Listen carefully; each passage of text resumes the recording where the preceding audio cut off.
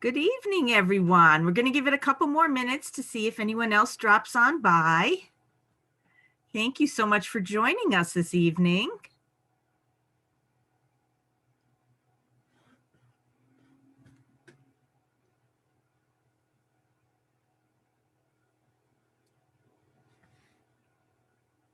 All right, so people can join us as we start. So good evening again.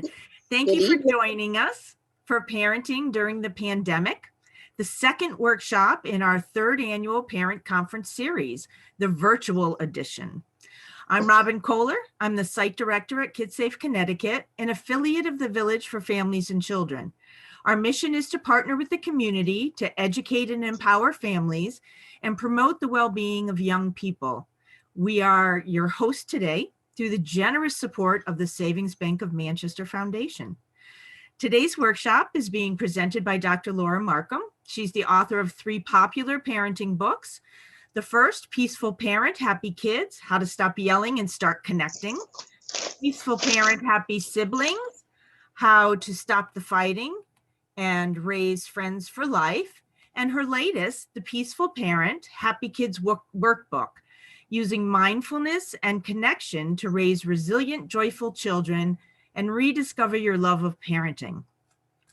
Many of you may be familiar with Dr. Markham through her extensive website, ahaparenting.com, which is information for parents of babies through teens. Her free coaching newsletter reaches over 160,000 parents.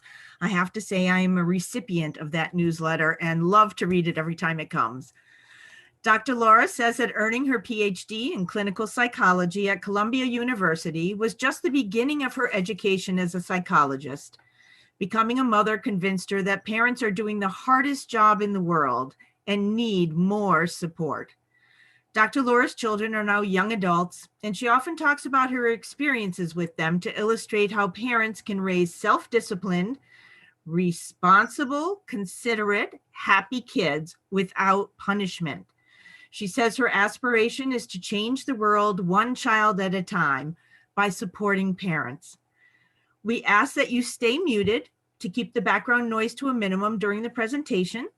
Any questions you have can be typed into the chat box. We'll be monitoring it and have Dr. Laura respond during her question and answer period at the end of the presentation.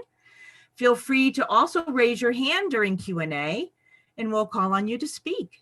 So please join me now in welcoming Dr. Laura Markham. Thank you. Thank you. Can you hear me okay, everybody? Wave if you can hear me. Yay. I'm so glad to be with you tonight. I want to say this has been the hardest year I know for parents, all the parents I know. And I am going to share my screen here so that I can, as I talk with you, let's see. Hang on, get rid of our chat and change this view here to the slideshow. Okay, there we go. So it's been a really hard year, and there's not much that you can say about this year that's good. In fact, the only thing you can say that I can think of that's good is when you go through tough times, it can build resilience. It doesn't always, it's not really true that whatever doesn't kill you makes you stronger. It only happens if you approach it in a way that you're open to it making stronger and you have enough inside you, enough resource inside you to cope. The definition of overwhelm that I use is when things are coming at you from outside, how much do you have inside you to meet what's coming at you from outside? And overwhelm is when you feel like you don't have that. So what I want to talk about tonight is when it's tough times, when there's a lot coming at you, when there's a lot coming at your child, what can you do to build your own resilience and to build your child's resilience? And I want to ask you to begin with a question, which is there anything you already know about that you might be able to do differently? Starting tonight, starting tomorrow, to give yourself more inner resource.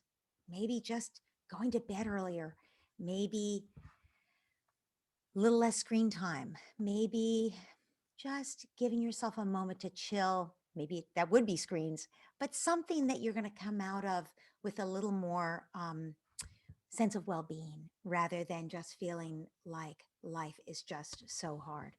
Life is that hard, but what could you do starting today that might give you more strength? And we're going to give you more ideas as we go through our time together this evening.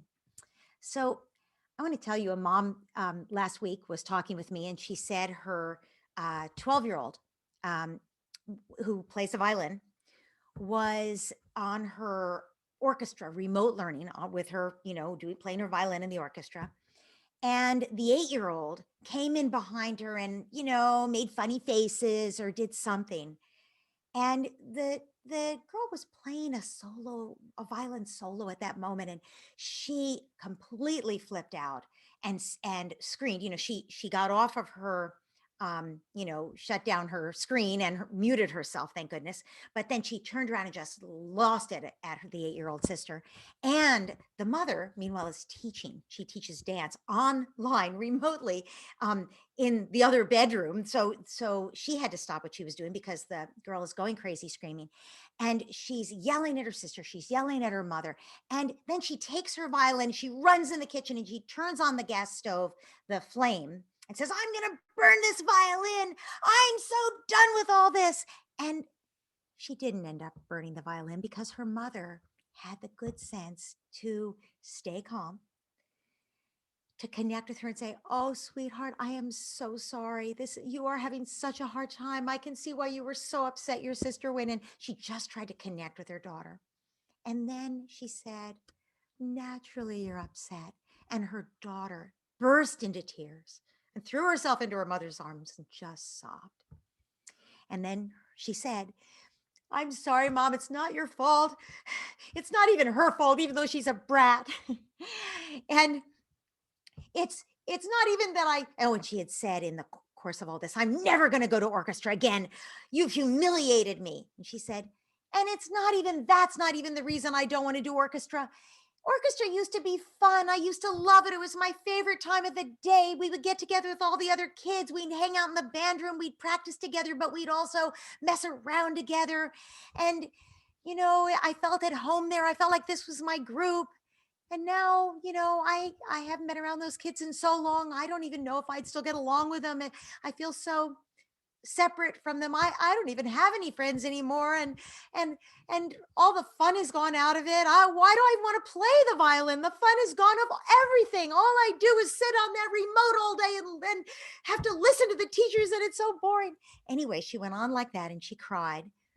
But when she was done crying, she gave her mother a hug, and she went off and she pulled herself together and washed her face, and she came back and she said, "I just feel terrible, Mom. I just wish this whole thing was over and things could be normal again."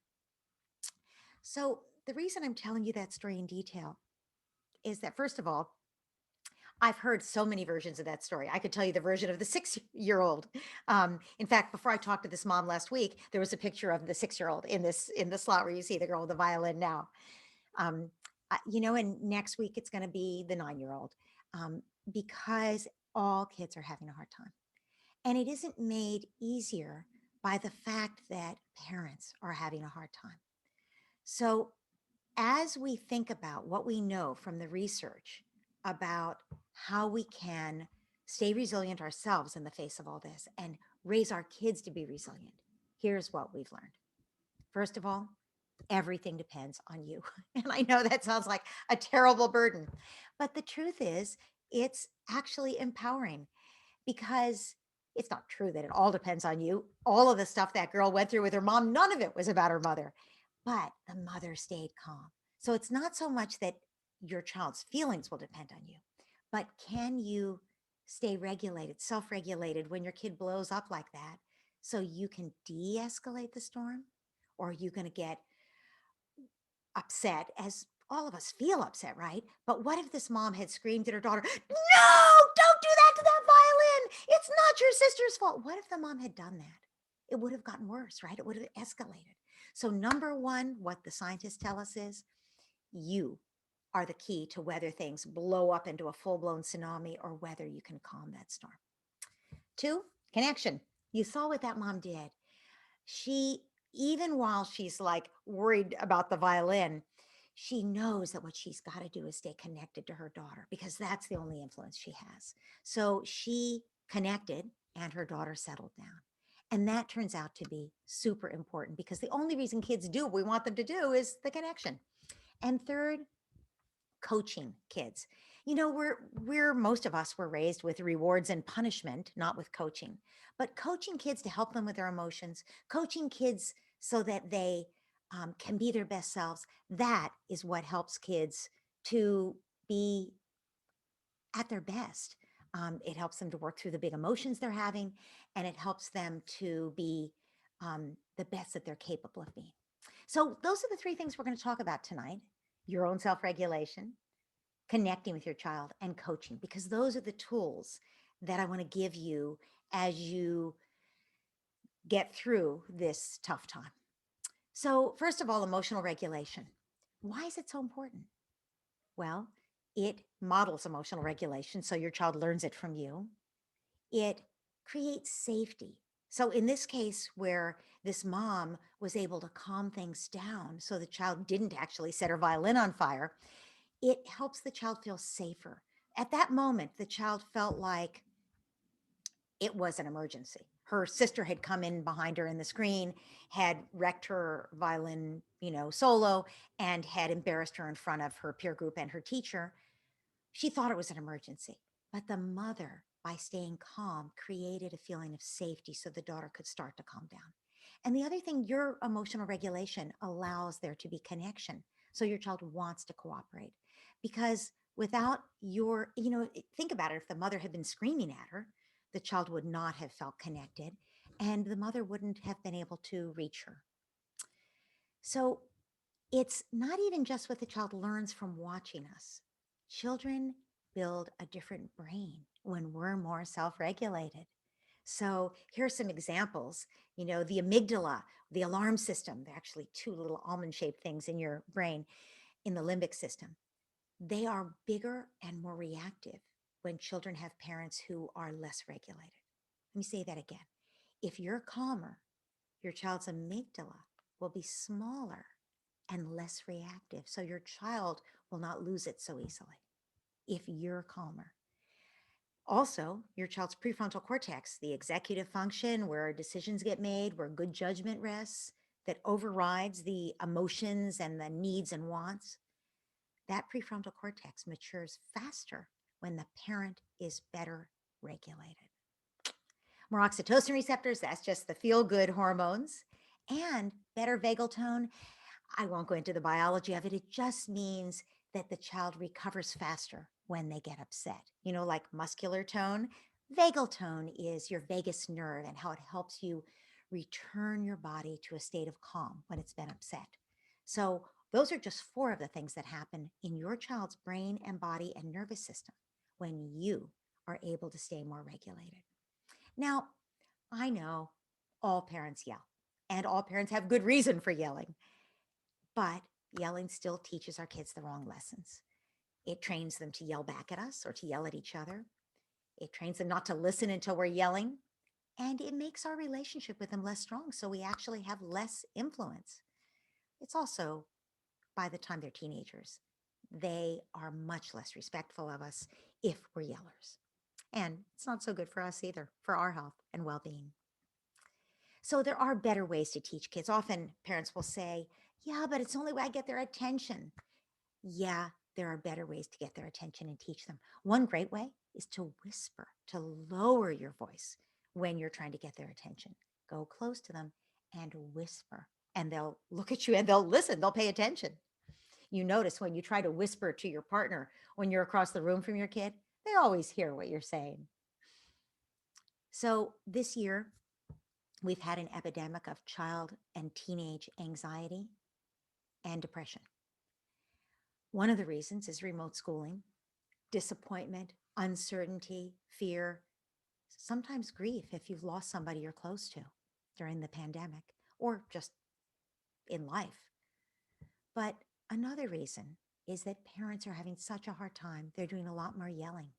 And we know when kids get yelled at more, they get more anxious and they get more depressed. So now you know it's important.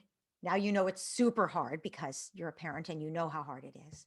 So let me give you some power tools. Whoops, sorry, for regulating yourself. First, stop, drop, and breathe. And I didn't describe what this mom, her name is Pamela, did with her 13-year-old, 12-year-old when her daughter got so upset. But what she did, the first thing she did when her daughter started to, when she heard her daughter from the other room screaming, and she got off her Zoom class and went running into the other room. On her way, she did what we call stop, drop, and breathe. And what that means is she stopped what she was doing. Well, she had to get off the Zoom call. She dropped her agenda. Her agenda, it was just to stop the screaming, right? But she dropped it just for now. And she took a deep breath.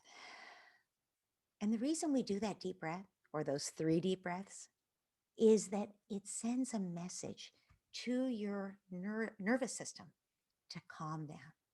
Because when you're upset, when you think it's an emergency, which this mom did because there's the screaming going on, when we think it's an emergency, our body's pouring out the adrenaline and the other stress hormones, and we're revved up for fight, flight, or freeze. In this case, that mom running in there, she was revved up for fight. She wanted to clobber somebody.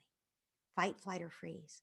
So when she was able to take the deep breath, when she got there, she realized it's not an emergency. No one's dead. Her girls were just screaming at each other. Stop, drop your agenda, breathe. What happens is the guys with the adrenaline down there are going, oh, wait a minute. No more adrenaline. You can stop it. She's taking a deep breath. There's no tiger. There's no robber. It's all good. It was just the girls. So stop, drop, and breathe. It really works. I think of it as your pause button because then it gives you a choice. Do you want to get hijacked by your emotions or not? Mindfulness just means bringing more conscious attention before you act, before you lash out. So instead of acting while you're angry, take a breath, leave the room if you can. In this case, the mom didn't feel she could leave the room. Her kids would have been at each other's throats. But she stayed there and she didn't yell and she didn't tell her daughter, don't be ridiculous. You're not quitting orchestra, right? Don't be, and she didn't yell at her 8-year-old. This wouldn't have happened if you'd stayed in the other room as I told you to and been on your own remote Zoom. So resist acting while angry because, we always feel a sense of urgency. Like we've got to set that 8-year-old straight right now. How could she have caused this problem? But whatever you say to the 8-year-old, you'll be sorry about it if you say it while you're angry. Just wait, go talk to her later. You'll be much more effective. You'll have more influence. I mean, you know where she lives. You're going to be able to find her later. Let it go for now. Just don't act while you're angry. I'm not going to go through the rest of them. You can read them yourself. But taking care of yourself, reminding yourself it's not an emergency, and noticing when things are starting to come up and you're starting to get on edge, and taking care of you, restoring yourself to well-being. Those are all power tools that will really help you. I want to add that in the chat box, at the very top of the chat box, there's a link to a meditation that I'm gifting you. It's something that sells on my website, but I'm gifting it to you tonight. And I'm hoping that you'll give it a listen. It's, I think, 9 minutes long. And it's a meditation for stressful times. So it just helps you when you're feeling stressed to listen to a guided meditation that's designed to settle you down. And if you do it every day, you'll find that your body settles more quickly and that the feeling of being calm lasts longer as you go through your day, if you listen to it, let's say every morning or every night, and that when you're reminded of that meditation, you can shift your well-being, you can shift your state into that feeling you get as you listen. So tools like that are super helpful. I'm going to give you one more before we move on. This is a simple thing to do when you're upset. Ready? So watch my arms. I'm going to move this so you can see. So just take your arms like this and put them on your shoulders. If you hold yourself, you're keeping yourself secure. In fact, if you're angry and you want to hit, it's great to do this. You're really containing yourself. It's great to teach kids this too. If they tend to be hitters, if they haul off and sock their sibling, teach them to do instead of hitting. It's hard to get rid of that impulse, but you can redirect it to hold themselves and hold themselves with compassion. And here's what calms you down. I mentioned vagal tone, returning yourself to calm. That's a very basic foundational part of resilience. If you go like this, it's been proven to engage your vagus nerve and settle you down. It actually helps your body make the shift from fight or flight, which is the sympathetic nervous system geared for fight or flight, into the parasympathetic, which is relaxed. It actually helps you calm yourself and make that shift. So, this is a great thing to practice doing. And if you can practice it during those moments of a little bit of stress, like if you're in a traffic jam or if you're getting a little annoyed at somebody in your house, you'll begin to get better and better at it so that when you're very upset and you do it, you'll actually find it has a positive effect. Very simple tool. And biologists don't really know fully how it works, but they know it works. It's sort of like when you breathe in and you have a long breath out, same thing. And if you do these two things together, the breathe in and a long breath out, and you're doing the what I call the self-nurturing to your arms, after a while, after a month of using these, you'll find that they really calm you down when you get upset. Okay, I'm going to move on. We have a lot to talk about. But from what I've said so far, what could you do differently starting tonight or tomorrow to give yourself more inner resources so you feel less overwhelmed with all that stuff coming at you? What would help you feel stronger, calm down better, be able to restore calm when someone in your family gets upset? You can share it in the chat box. If you feel it's too private, just write it down next to you. But at the end of the evening, when we're done spending this time together, I'd love it if you had a few things that you would find really helpful that you could begin doing. And if you write in the chat box, it'll inspire everyone. All right. So I said that there were three things we're going to talk about. One is your own self regulation, two is connection. So, why is connection so important? Well, because no human being wants to be controlled. If I came in and started saying to you, do this, do that, well, how would you respond? Wouldn't you be like, get out of here? I'm not interested in listening to that, right? Humans don't want to be controlled. But when someone feels connected to you, then they're more open to your influence, right? The other reason it's important is that children need to feel connected to feel safe. We've already talked about that. Here's a great one. The bonding hormone, oxytocin, sorry, the bonding hormone is oxytocin. I mentioned that one before. When your body releases oxytocin in response to that connection, it turns off cortisol. Cortisol is like adrenaline. It's one of those stress hormones and it stays in your body. So when you're stressed out from a hard day at work or with your kids, traffic jams, whatever it is, you've got cortisol in your body. The best thing you can do is hug somebody and laugh. Those are the two. It helps to meditate. It helps to work out. But you're a parent. I know you don't have an hour to sit down and meditate or to work out in the evening, probably. So if you can just have some laughter with your family, have a family dance party and be ridiculous.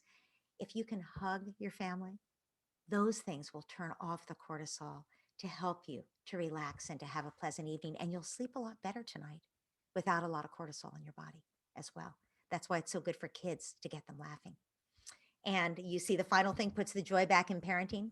We think of connection as being for our kids' benefit, but the truth is, when parents begin connecting more with their kids, well, they feel happier about being parents.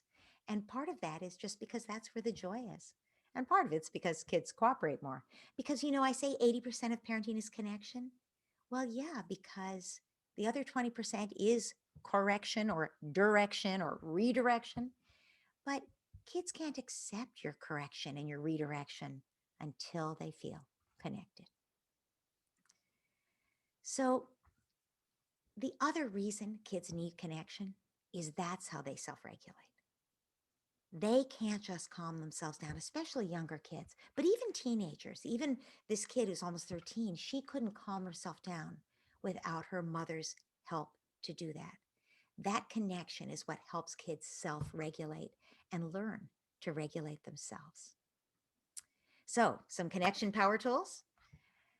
Empathy. I say 24/7. Nobody really is empathic 24/7. It's impossible. Maybe if you're Mother Teresa, you could do it. And as I always say, Mother Teresa was not a mother. So, those of us who are parents, we know it's impossible to be empathic 24/7. All I'm asking you to do is to increase your ratio of empathy to non empathic moments. So, if there are times when you do not have time to empathize and it's just like, get your shoes on now, that's going to be that way sometimes at your house. But the more you can say, well, you wish you could play longer. I see, sweetie. I know it's really fun. And now it's time for shoes. Let's go.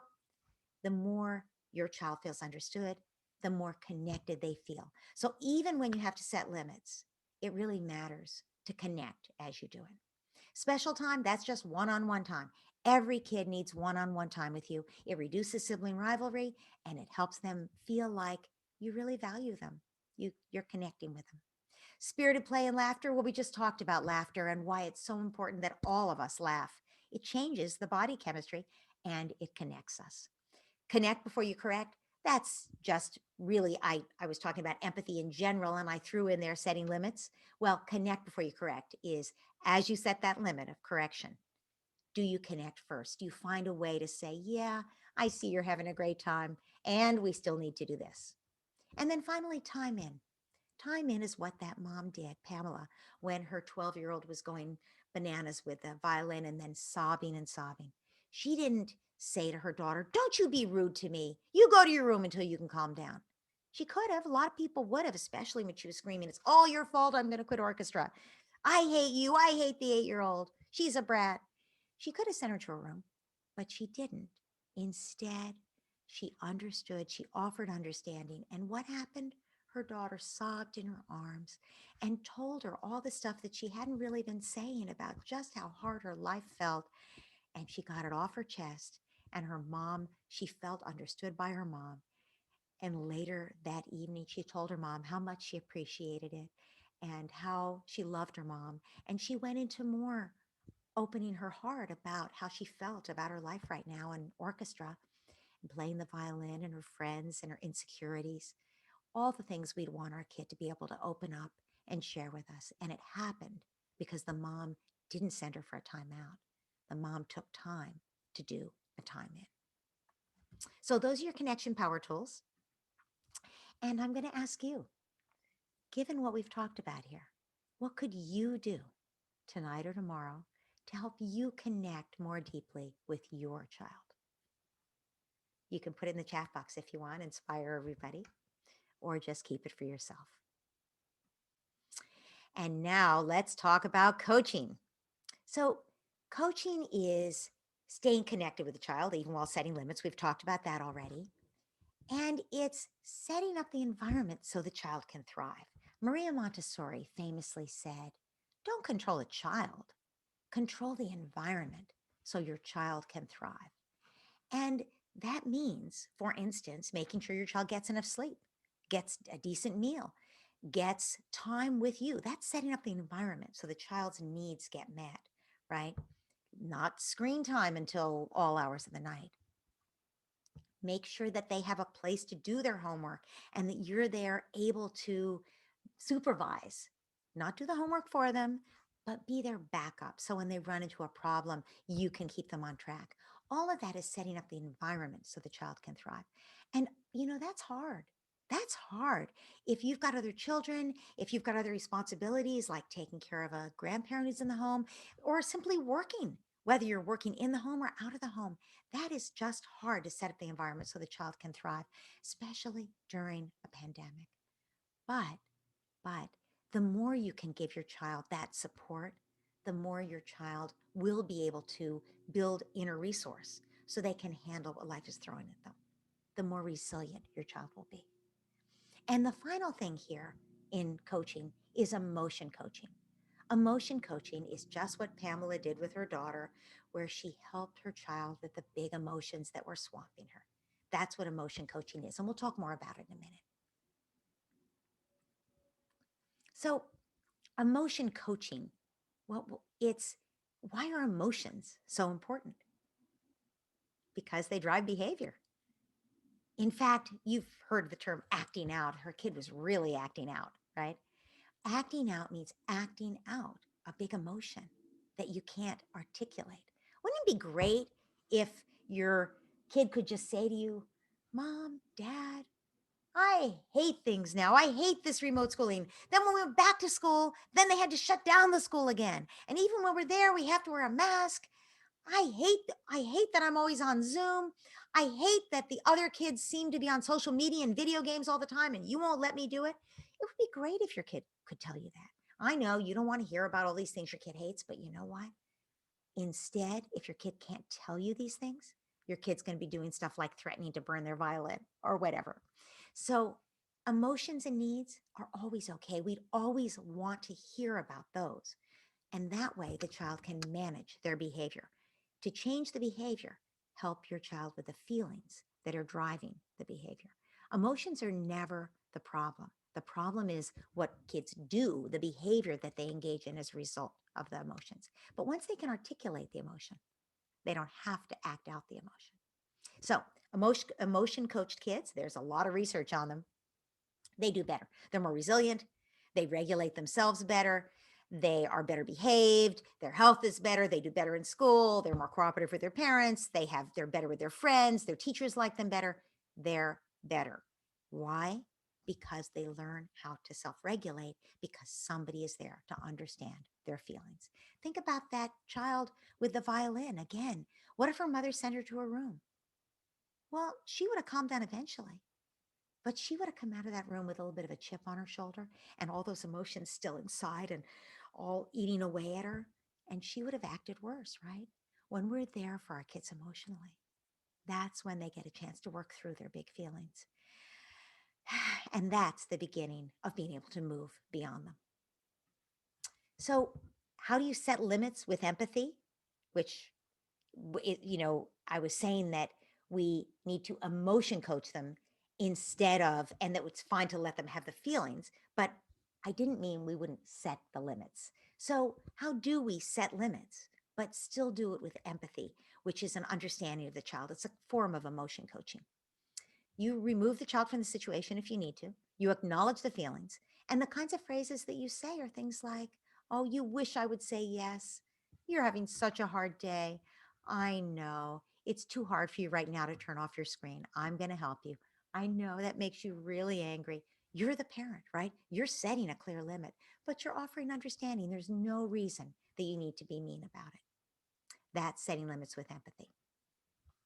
And the research shows us that emotion coaching, empathy, setting limits with empathy is more effective than punishing kids because it addresses all the reasons kids misbehave, the big emotions.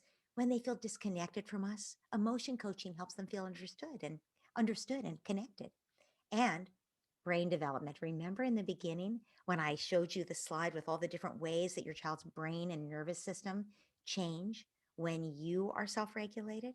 Well, they change when you emotion coach as well. It helps the child develop more control over their own emotions. Because again, think about that 12-year-old. If she's still seething inside, she's going to have less ability to control herself.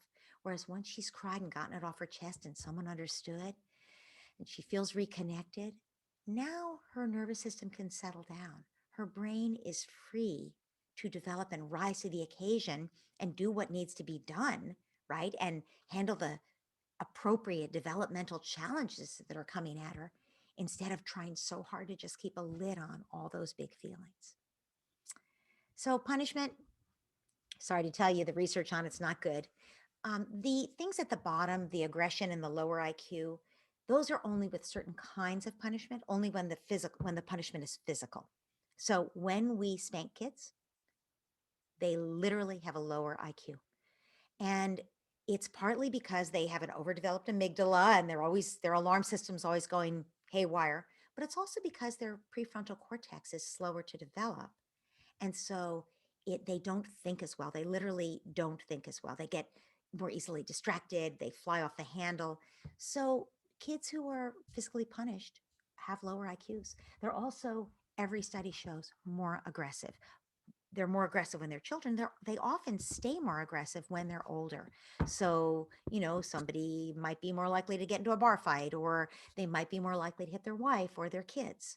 So it never works to spank kids. I know why people spank their kids, because they are fed up, because they don't know what to do to get the kid to listen. But I'm telling you that the research shows it always backfires. There are better ways to handle discipline. So the other things that are listed here: less self-discipline, less resilience, less moral, they become better liars, and misbehaving more. That's true for all kinds of punishment. When kids feel like you're not on their side, you're punishing them, that these are the things that show up, I'm sorry to say. But don't worry, because there are better ways. And I'm going to tell you about this last study, and then I'm going to wrap it up and open for questions. So this chart looks a little bit complicated, but bear with me. We'll make this simple and quick. So notice that there's a line, horizontal line here: low expectations, high expectations. And when you think about setting limits with your kid, what you're really doing is you're saying, I expect you to clean up your toys when I tell you. I expect you to not yell at me. I expect you to not hit your sister. That's high expectations. And it's a good thing to have high expectations for your kid. It is a good thing, no matter what, to have high expectations.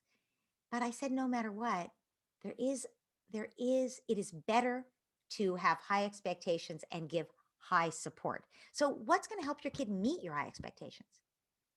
Well, if you understand your child emotionally and emotion coach them, they're less likely to hit their sister and they're less likely to yell at you. If you work with them to clean up the toys on a regular basis until it's a habit and they begin to appreciate how great the room looks after the toys are cleaned up, then they're more likely to clean up their toys. Those are examples of giving support to the child. So high expectations, high support, you'll notice empathic limits. And that's actually the sweet spot. I've been talking about empathic limits. But let's look at the other kinds of parenting. By the way, I didn't come up with this. This was something that was invented by a woman named Baumrind and her team, 50 years ago.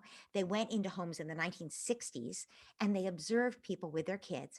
And they noticed that they thought it was just going to be about setting high expectations. What they learned is that setting high expectations, but not giving kids the support to meet them, those parents were the authoritarian parents or the strict parents. And their kids, well, they were rebellious. They were better liars. When they were little, I have to tell you the truth, when they were little, they were better behaved, but only when they were very little. They quickly learned to lie and to dance around what their parents were asking them to do. And they became rebellious. And the ones that were strong willed, they were never cooperative. They just were fighting back with their parents right from the beginning as toddlers and preschoolers. So these kids, when they grow up, that's what's so interesting about the study, is that we watched these kids grow up and they've repeated this study over and over again. And even though our society has changed and gotten a little kinder and gentler, actually, in the way we raise children, you can still apply these four kinds of parenting. And what you'll see is that as the kids grow up, they still show these same traits. So as the kids of the authoritarian parents grow up, a lot of them had anger management problems. They were not as close to their parents as they wished they were. They said things like, I loved my mother, but I was always terrified of her. Or, I wish I could talk to my dad about that, but we never really had that kind of relationship.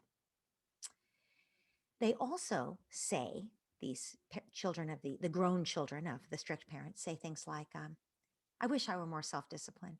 I just can't seem to stop smoking. I just can't seem to lose weight. I don't know why I don't have enough discipline. But think about it. The strict parents there was plenty of discipline. It was coming from outside the child. The discipline came from outside. The child wasn't developing self-discipline. So they don't develop as much self-discipline. Now, directly across from the strict parent, you'll see the permissive parent. Those parents just give up on the expectations. They're like, well, I just can't really expect that much of him. Oh, suit yourself. You don't want to do it, don't do it. So, does that sound like high support? Baumrind called it high support.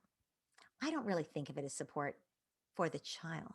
I think of it as the parent is not wanting to upset the child. They want to be the child's friend, and they're not willing to hold to high expectations, because you notice low expectations. And we also know what happens to the children of permissive parents. They don't accomplish as much. They don't have self discipline. They've never been asked to develop it. They're not resilient. In fact, they tend to be anxious. And part of it seems to be because when they get upset about something, when they cry about something, the parent says, oh, no, no, don't cry. I'll fix it. So they get the message that their emotions are not allowed and they stuff them or are dangerous. So that tends to make people anxious when they stuff their emotions, because the emotions don't stay stuffed. They're always trying to bubble up to get healed the way any wound would be. So we know that it doesn't work to have low expectations and be permissive. The other thing that doesn't work, not being involved. Now, I know nobody here tonight or nobody watching this later is one of the uninvolved parents, because you're here, and I give yourself a big pat on the back for that, because that changes your child's life. These kids, the uninvolved parents' kids, these are the kids who have the worst prognosis. They have the hardest time in life because they don't feel anybody really cares. Nobody's bothering with support and nobody's bothering with expectations. Okay, and empathic limits. Empathic limits is the sweet spot. And that's because these parents have high expectations. They have limits, but they set them with empathy. They emotion coach. Just everything we've been talking about tonight, that's what these parents do. And these kids, it's the sweet spot.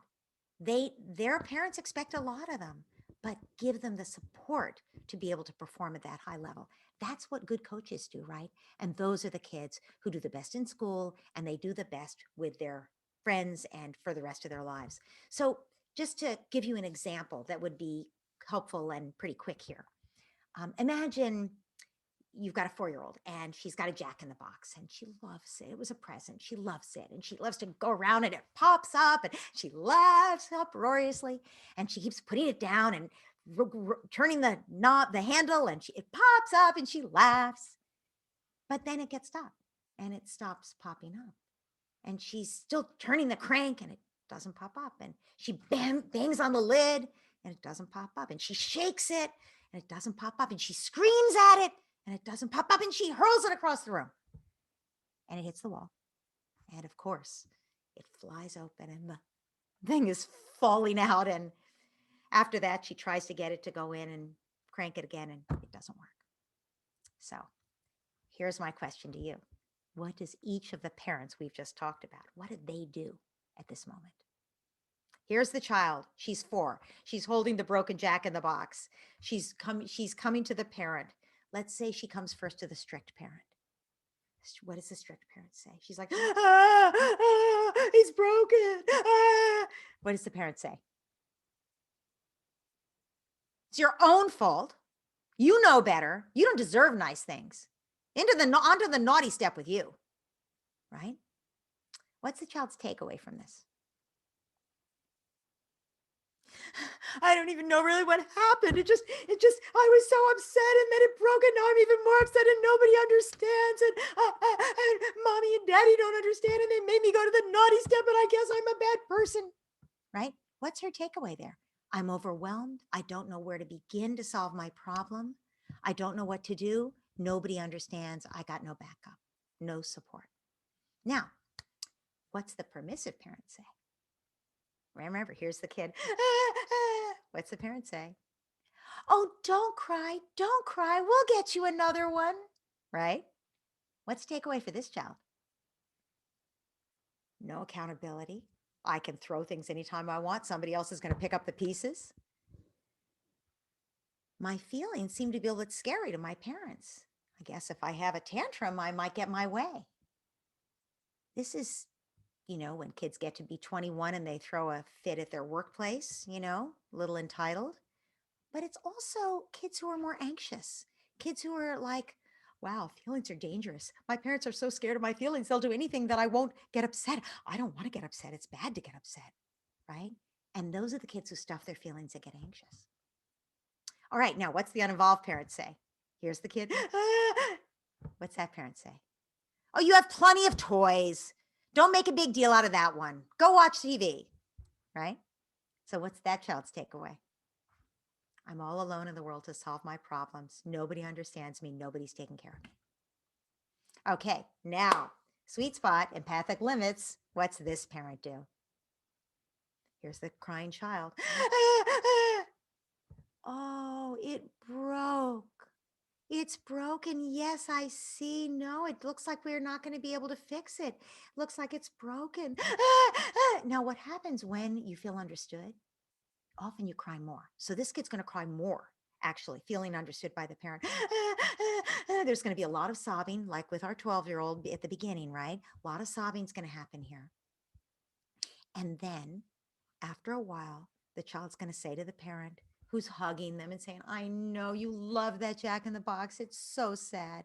The child's going to say, oh, when can we get a new one? And this parent's going to say, oh, sweetheart, we're not getting a new one. This was our Jack in the Box. The child is going to wail, right? You can't be afraid of your child having feelings to parent this way. But the child wails and the parent says, I know. It's so sad. You love the Jack in the Box and now it's broken. I know.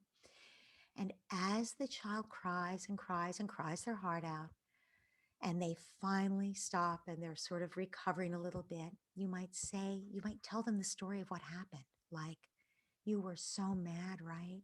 And it stopped working and you couldn't get it to open again, right?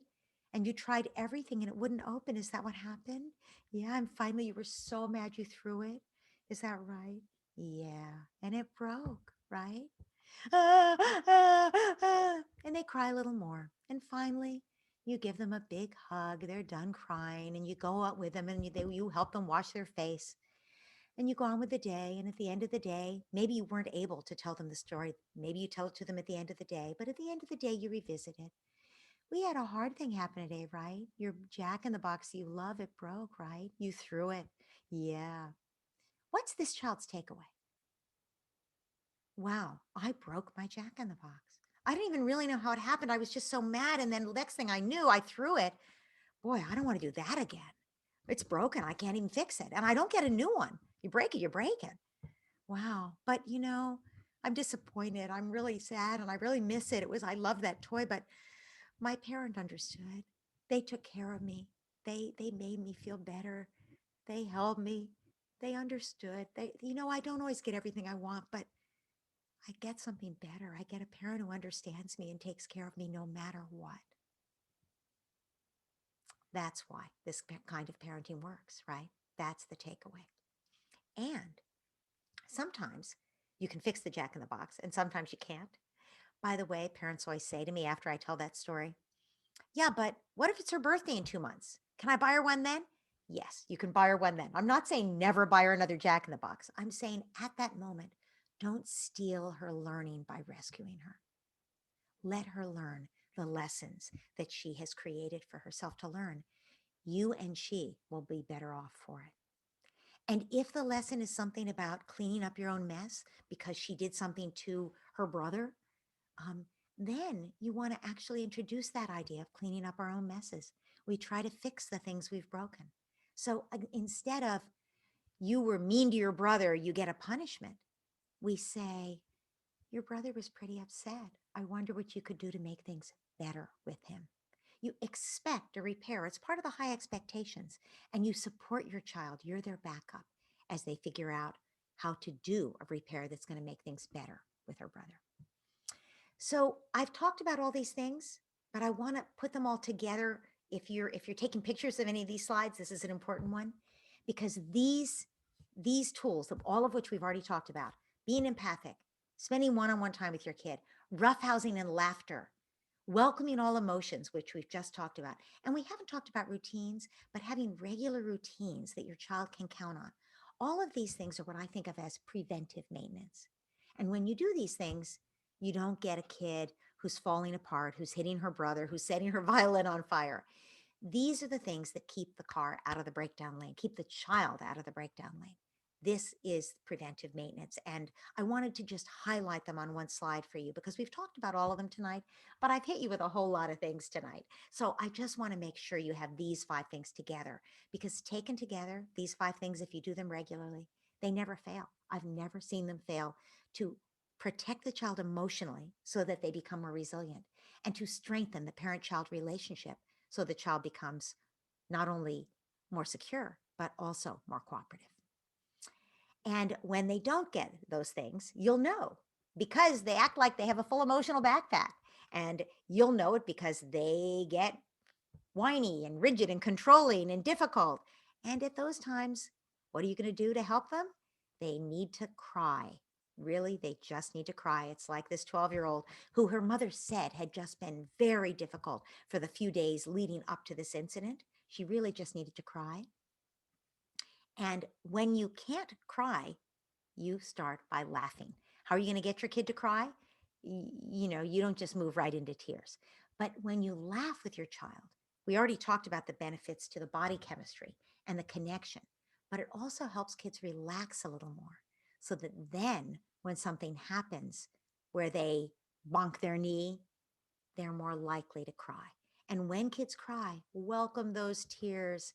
It will help everything so that they are not falling apart on you. Um, I'm not going to read you this slide, but I'm just going to say a lot of parents feel like, well, but my kid cries too much, or I don't know how to get my kid to cry. If your kid cries too much, just make sure you're there listening, because sometimes kids cry more to get you to notice, right? But if they feel they have a good witness who's loving them through it, like the parents we've talked about tonight, then your kid won't be over crying. And if you can't get your kid to cry, don't try to get them to cry. Try to get them to laugh instead. And you'll find that the more your child laughs, the more likely they are to then have a good cry when there's a time that they feel safe enough to do that. So, this is what kids' takeaway is when we allow their emotions, as we've just talked about. They become more resilient, right? They don't think emotions are dangerous. They can weather those storms. They become more self regulated. We've talked about that. They're more empathic to other people. Other people's emotions don't scare them. And they don't have to stuff their emotions, which what happens later in life when we've stuffed our emotions? We drink to self-medicate, or find other way. We overeat to self-medicate. We develop little addictions like shopping, all to self-medicate because we've stuffed our emotions. Wouldn't it be great to keep our kids, to keep the next generation from having to have all of those little or big addictions, by instead helping them to process those emotions when the emotions come up so they don't have to self-medicate? Wouldn't that be amazing? So, my last question for tonight for you: how could you coach your child better? Either by setting up the environment so your child will thrive, by doing more preventive maintenance, like we talked about, by doing more emotion coaching or empathizing with your child or allowing emotions. What could you do differently starting tonight or tomorrow to support your child emotionally? Again, put in the chat box or just write it down next to you. And that's it. Those are the tools that I call peaceful parenting. They're research based, they work, they're hard work for you, the parent. But what parents tell me is it's hard to find a new way of doing things, to do things this way. It's a little overwhelming at first, but they see an immediate change in their children when they connect more. Their children cooperate more. When they self regulate, their children self regulate more. When they coach more, their children feel closer and they're more affectionate and cooperative. So when parents begin to do this kind of parenting, what they say is they get immediate gratification from their children being different. So it's creating a home with less drama and more love. So that is what I wanted to share with you tonight. And I wanted to leave time for you to be able to ask questions, because I know I've thrown a lot at you tonight. So please feel free to put them in the chat box, or to raise your hand. And I think Robin is probably going to be calling on people to ask questions.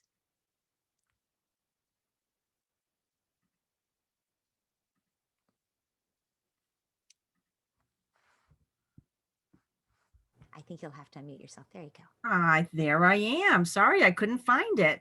So we did have a couple questions in the chat box. The first one was, how do you do one-on-one with 3 kids? Oh, yes, that is really hard. I think it depends on the ages of your kids. You do have to find something for the other 2 kids to do while you're with each one. So I would think about what your kids could do while you're with. So your youngest child is usually the hardest problem, right? So you want to find something that child can do while you're with one of the other kids. And you want to get them started doing that thing. So if if they're 3 and they nap, great. If they're 5, they don't nap and they're always hanging on you, that's the real challenge, right? So you want to find something that that child likes to play with or likes to do that they only do when you're having special time with their sister or brother. So you pull out that toy only during that time and you set a timer. You have 2 timers basically. You set them at the same time. So let's say you're going to spend 20 minutes of one-on-one time with one of the big sibs. You set for the 5-year-old, you say, okay, can you set it for 20 minutes? You get to play with this toy for 20 minutes. And if the other big kid can be near them, can supervise them, babysit them during that time, even better. But it is really important to find something they're going to like doing. One thing I have found really effective is to get headphones for them that cancel noise and then let them listen to an audiobook. Audiobooks are really good for their mental development. It means they use their imagination. It's like being read to. Reading to kids is so great for them, right? So it helps kids use their imagination and follow the storyline. It develops the prefrontal cortex and the thinking ability, the planning function.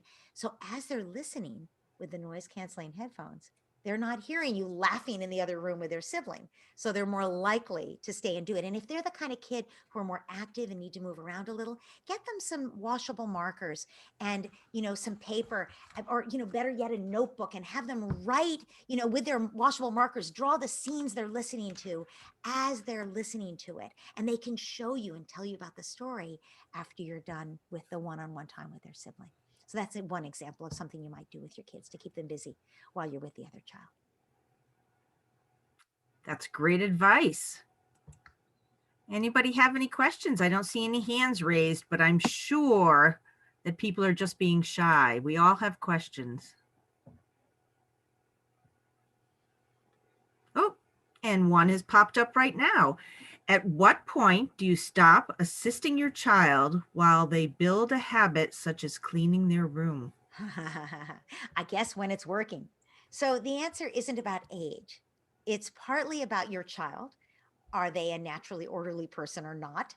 Some people love the clean room. Some children, my daughter used to love to like line up all her things and she felt so organized. My son had no interest in cleaning his room, right? So part of it is that who's your child. Part of it is when did you introduce this habit? If you've been doing it with them their whole life, you're going to be able to back off a lot more easily. So this mom who wrote that, I'm seeing, has a 10-year-old. So no matter how many times I help and say, okay, now you finish cleaning up and show me how good you can do, she won't. So what I was going to say is stay with her, watch her. So sit there on your hands if you need to, but admire her while she cleans her room. I know you have other things to do. Believe me, I know you have 20 other things you need to do. But I'm saying that if you want your daughter to really get used to doing this, or your son, oh, it is a girl. Yeah, your 10-year-old, get started with her and then stay with her and say, okay, now you pick up things and tell me what you're going to do with them. And, what happens a lot is the kids get overwhelmed. Like they look at the room and they're like, oh my God, I don't know how to even begin to do this. Right. And believe me, we as adults have felt that way too when we look at a messy house, right? So it's not so unusual for a 10-year-old to feel that way.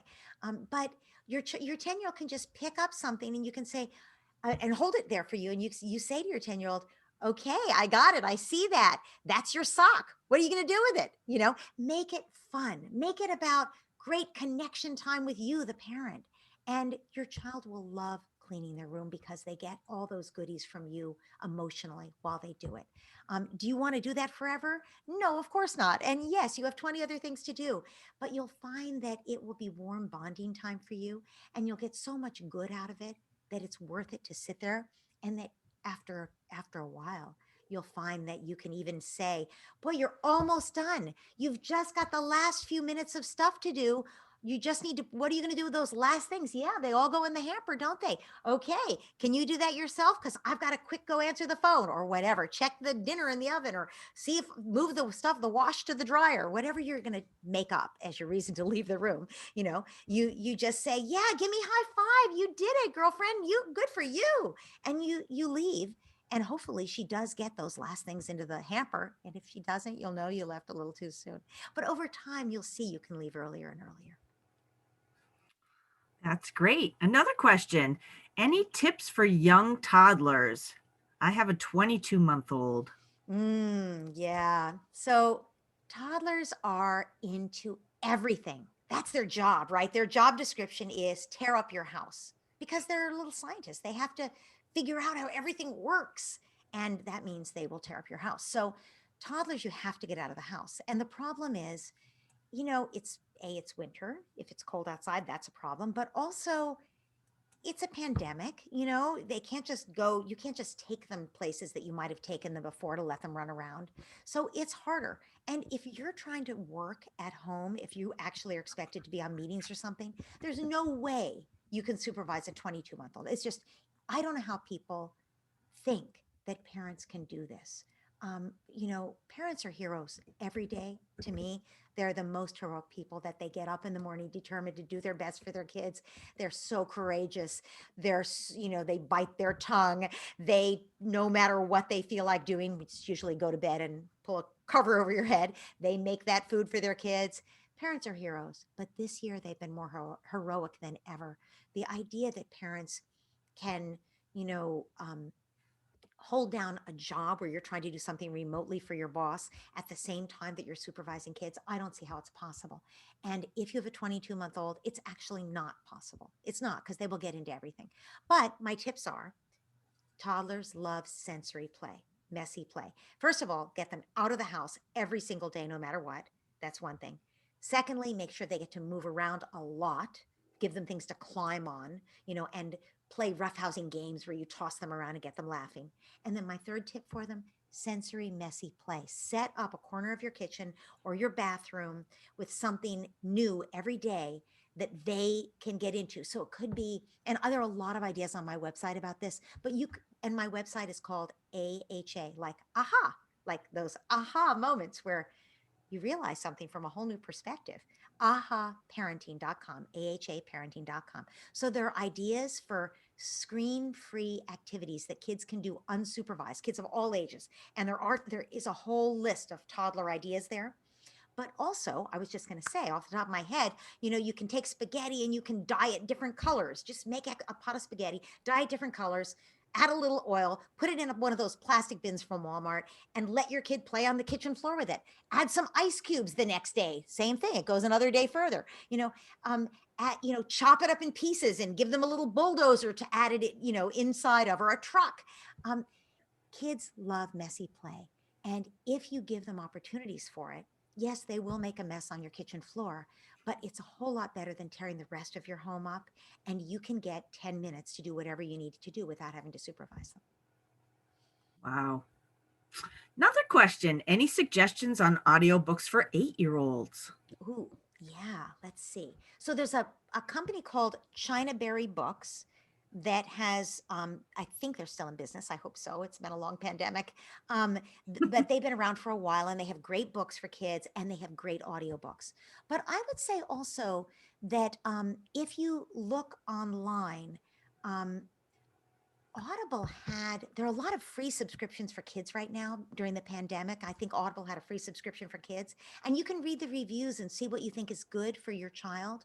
Um, any book that you like for an 8-year-old. And by the way, on my website, there is a section, if you just write the word books, there are a lot of book lists with suggestions for books.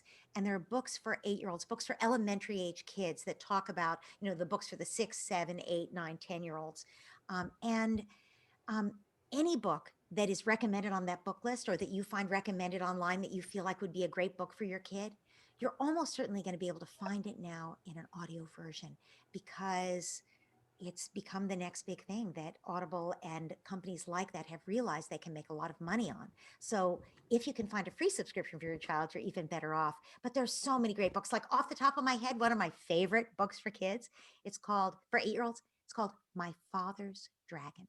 It's a 3-part series, My Father's Dragon. It was written years ago. It's a wonderful set. I don't know if it's out in audiobook, but I bet by now it is. Just an example. There's so many great books out there. Next question. My daughter is there and I yell all the time at her, and she has some of those behaviors you mentioned. Is it too late to change her ways? Well, I'm not sure which behavior she means that I mentioned. Oh, but if it's the ones for the full backpack, demanding, whiny, difficult, is that what she means? Okay. Um, I would say it's not too late to change her ways at all. I would say it means she needs probably just to cry. That's what that slide was about. Now, you don't just get a human being to cry. What you do is you make it safe for them and their body knows how to heal itself from all that backpack they're carrying around, that emotional backpack. And the emotional backpack, I didn't really go into a lot of detail on it, but basically the emotional backpack is when the child doesn't feel safe to feel their emotions, they stuff them, right? Anytime any of us, let's say you're meeting with your boss and you just feel like you want to cry because your boss is being unfair. Let's just say that happened. Would you cry? Probably not. You'd probably bite your lip and stuff those feelings. And when you got home, you might cry if you felt safe enough to tell your partner or your best friend or your sister. Or if you didn't have a safe place to unload it, you might just keep those feelings in your emotional backpack. And what would happen over time? You build up tension. You build up tension and stress, and you feel beaten down by life, and you feel a little bit whiny and a little bit like the world's not being fair to you, so you're a little more demanding. That's what happens to kids. That's why they act that way. So if you can offer your child the safety of your understanding and here's the other really important thing, get them laughing every single day, some uproarious laughter for 10 or 15 minutes. Have a family dance party. I mentioned, have a pillow fight, depending on the age of your child. Pillow fights are the best, because you can do it with any age child. And, obviously the goal is not to get anybody crying. The goal is to get them laughing. But anything you can do to get your child laughing, you will find that the combination of that plus your empathy when they're upset will move them toward tears. And the more kids cry, it's basically about melting their heart. Kids who act like that, they've got a whole wall of armor around their feelings because their feelings are really bothering them and stressing them out. If you can make enough safety for them to be willing to show you those feelings, they will cry. They'll let you back in. You'll reconnect. That's how it is never too late to reconnect with your child. I don't care if they're 24. It's never too late to reconnect with your child. Okay. Can you give an empathic limit example for a 4-year-old that wakes and cries and screams until they're in our room? Okay. I assume that means that the 4-year-old wakes up, cries and screams in their room until you bring them into your room. I assume that's what that means. Um, so here's the thing. When a 4-year-old wakes up and screams, there's a reason. The 4-year-old is all alone. It's a dark room. They're scared. Now, I'm not saying they should be sleeping in your bed. I don't care if they do. It's fine if they do to me. You may not want them in your bed. That's fine too. If they get used to it, it's hard to get them out sometimes. So that's true too. But when the 4-year-old wakes up, they need a parent to reassure them. So our job, and by the way, I know how hard this is.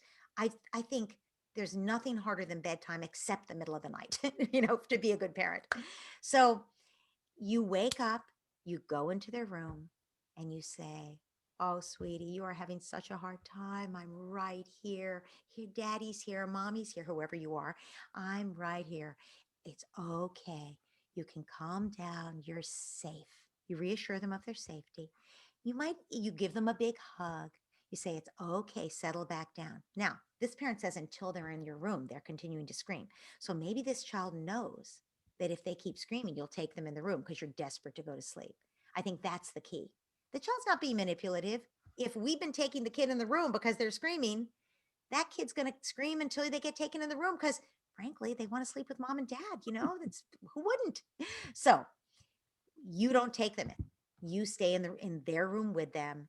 And the 4-year-old probably has a bed that's a little bit small for you to curl up with them in there, but you snuggle up with them as best you can. And so you get some covers over you because it's cold in the middle of the night. And you hug them and you say, it's okay. Stop screaming. I'm right here. Stop screaming. We're not going in my room. We're not going anywhere. You're breaking the habit. They think if they keep screaming, they're going to go in your room. This is the same example I gave about the Jack in the Box. You're setting a very clear limit. No, we're not going in my room, but you're supporting the child. I'm right here. You're safe. You can go safely back to sleep. Now, once the child has broken that associate, the child will go back to sleep eventually, but you're probably going to fall asleep with them. Once the child has broken the association of going to your room when they scream and they know they're not going to be allowed to your room, then you can start gradually easing yourself off the bed. So it's like, you can go back to sleep yourself. Here's what we're going to do. Go like this, sweetie. Go like this. And you maybe practice with this during the day so they get better at it. You do this. I'm right here. You do this to yourself. And I'm going to go like this to your head. This is another one that actually helps. You do this. And you do this to your child while they're doing this to themselves, and they gradually put themselves back to sleep. You're empowering your child to learn to put themselves back to sleep. And then eventually they wake up in the middle of the night. It might take a month or two, but they wake in the middle of the night. It's cold, it's dark. They feel like screaming, but they know they're safe in their bed. And you're just going to come and they're going to do this. So they start doing this to themselves and they put themselves back to sleep. There's a technique called conscious discipline. Okay.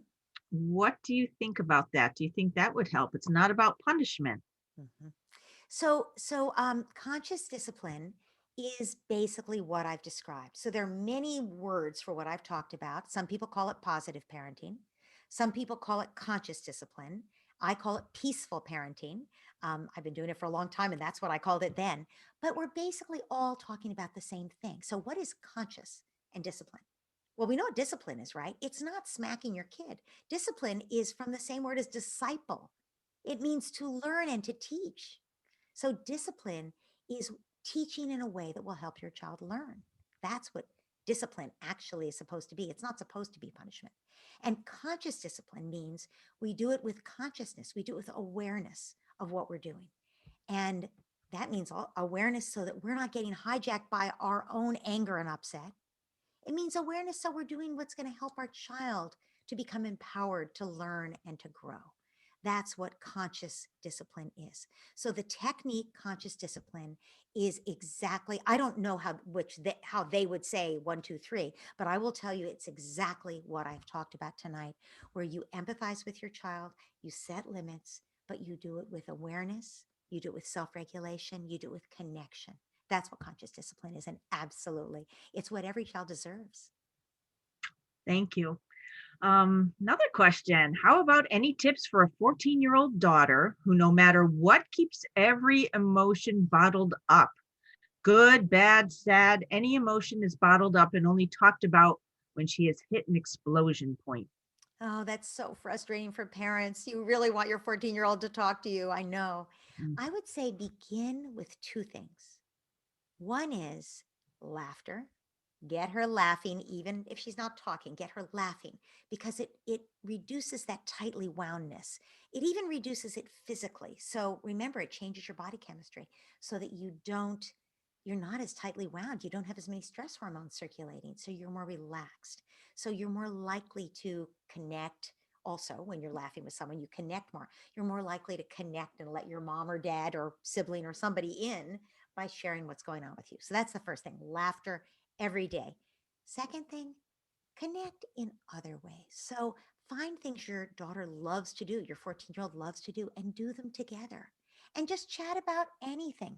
And when I say just chat some and listen a lot, as much as you can.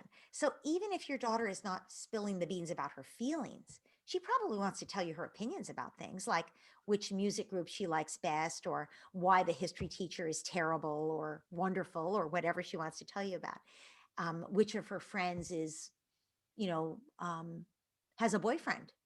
Which of her friends is lying to her parents? I mean, you start to get into some really interesting territory when you start listening to your kids. As long as you do not jump to conclusions, don't get upset about things. They're sort of test. Often kids will test us. It's like, yeah, Madeline brought some liquor to school in a McDonald's, coffee cup. Yeah, yeah, and nobody knew, right? And if you get all outraged, like, oh my goodness, you should have told the teacher, that's the last time your daughter's going to tell you anything, right? Your job is to say, wow, wow, what happened then? What did you think about it? Wow, what do you think made her do it? I wonder what would have happened if they'd found out. I wonder is a great thing to say. Often when you ask a kid a direct question like, but how'd you feel about that? Your kid will be like, don't ask me that. That makes me all like want to hide. What do I feel about it? But if you say, it seems like that could have been hard. I wonder how it was for you. Your kid's more likely to say, well, it was hard, right? I wonder how it was rather than how did you feel, right? So take a more indirect route. The fact that your daughter isn't as likely to share good things either, the 14-year-old, she's not won't share the bad things, but she won't share the good either, also might be an indication that it's become a little bit of a power struggle, that she knows that her parents are just dying to get info out of her or something, and that if she shares something how she's so happy about whatever with you, that she's given you power over her or something. So it's also really important to be measured in your response, rather than to when she shares something good with you to be like, oh yay, be more like, wow, you must be so happy about that. That's so great. I'm so glad for you. Be measured as opposed to over the top about the things she shares with you. And she's more likely to share more as well. Right. For us less regulated parents, how can we start to rebuild connection and trust with the older kiddos, say 10 years and older? Yeah, that's hard to do, but it's not impossible at all. I would start by giving yourself some tools. So before you even announce anything to your kids, I would start to do more self-regulation. Because if you just say, I'm going to be more self-regulated, you share that with them, and then you aren't, they're going to be like, yeah, well, you know, I heard that before. So we don't want that. So first start to be more self-regulated without even um, saying anything to your kids. And there are definitely tools. We talked about some of them. There are a lot more on my website. My newsletter, which is a weekly newsletter, often almost every issue. There's 4 articles that start in the newsletter, and you can choose whether to click on any of them. And there's usually one that's about parental self-regulation. So there are lots of tools you can use. Start working on your own self-regulation. And remember, like your kid, you're going to do better if you have support. So give yourself the support that's going to help you self regulate, whether that's more sleep or more time to yourself or meditation, as I said, even a 3-minute meditation. Anything that you find helps you to stay regulated is helpful. Um, Start doing that so you get better at it. And then announce to your kids, guess what? I'm going to take the stop yelling challenge. I'm going to take a vow of yelibacy. They probably won't understand why that's funny, but it's funny. Um, and and then print out a chart. They're free on my website. You can just put it's called the respectful voice chart. If you put that in the search box of my website, respectful voice chart, you can print one out. So just print it out for yourself and say to your kids, every night I'm going to ask you if I use a respectful voice. And when I did, you can give me a star. And when I didn't, I don't get a star. And I really want those stars because at the end of the month, I'm going to buy myself a new sweater or whatever you want to do. It could just be we're going to have a big family party, but you can't do something where your kids are too invested. It can't be like we're all going to get ice cream on Sunday, because then your kids want the ice cream and they'll give you stars even if you yell. Okay, so you announce this to your kids. And there are instructions with the respectful voice chart to tell you how to do it, but to give you like lines you can say. But basically, what you say is, look, we still have all our same rules. I still need you to cooperate with me and do what I say. But no matter what, it's my job to stay respectful. And that's what I'm going to be working on. So I need your support because you're my accountability partners. You know if I'm using a respectful voice or not. I'm not going to be perfect. I'm going to tell you right now, there are going to be days I'm going to blow it big time. I just know I'm human. But I want to get better and better at it. So I figure it's going to keep it top of mind, and discussing it every night We'll all learn something. I'll learn what I could do to support myself better. You'll learn what you could do to maybe make things go smoother around here. But I'm not blaming you no matter what. It's my job to keep a respectful voice, and we'll all learn something. Okay. All right. Starting tomorrow. And that's what you do. And then every night you have it, and don't get defensive when they say, no, mom. You say, I think I was used a respectful voice. And they're like, no, mom, remember when it was dinner time and you were yelling at us to come and eat? And then you'd be like, yeah, that wasn't respectful. But we do have to solve that problem because I can't leave the stove while I'm trying to get dinner on the table and you guys are in the other room ignoring me. So let's have a family discussion about what we can do so everybody gets to the table on time. So you'll find you also use the respectful voice chart as an opportunity not to blame anybody, but to find the places in your home that aren't working so they work better for everybody, including you. We have a couple more questions popping in. Okay. How can you juggle having a newborn with other siblings that want your attention who are 6 and 2? Oh my goodness, it's the hardest ever to juggle having a newborn with anyone else because the other kids go into a panic because you're suddenly not there. And remember, I kept talking about how when they feel connected, they feel safe. Well, when you've got a newborn, your other kids are like, yeah, if there's an emergency, who's she going to save? Right? They're not thinking it consciously, but their genetics are from the Stone Age. So they're like, yeah, got to keep her available to me in case a tiger jumps out, right? On some level, that's what's going on. And they look at you with this newborn and they're like, all right, I'm toast here, right? So they have to act out to get your attention. And they will do that. It's sort of like when your kids are playing together so beautifully and you have to call the doctor to get your test results and you call and all of a sudden they were so playing so beautifully and you get on the phone and what happens? They're at each other's throats, right? One of them's hitting the other one, they're screaming always when you get on the phone, right? Why? You're not available. And the same thing is true for the newborn. That's the problem. So they think you're not available to them anymore because of the newborn and they will act badly. So the first thing you do is you make sure you have a one-on-one time with them so they know how important they are to you still. And that's really hard because you can't predict when your newborn's going to wake up and scream for food, right?